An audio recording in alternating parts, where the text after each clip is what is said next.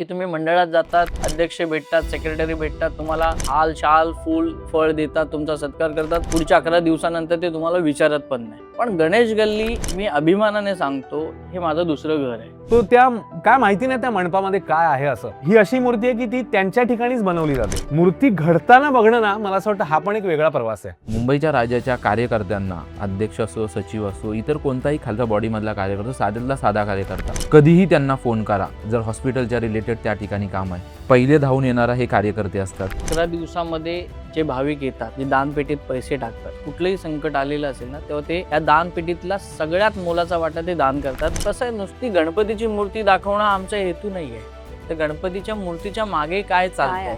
सकाळी 7ला आरती होते, त्याच्यानंतर मंत्रोच्चार केले जातात. शेवटची जी अक्षता असतात त्या गणपतीला वाहताना ना, तो जो वातावरण असतं ना, म्हणजे ते आमच्याच डोळ्यात अश्रू येतात की 11 दिवसाची केलेली सेवा आज इकडे संपली, आता पुढच्या वर्षी येणार. अंगावर काटा आला आता माझ्या.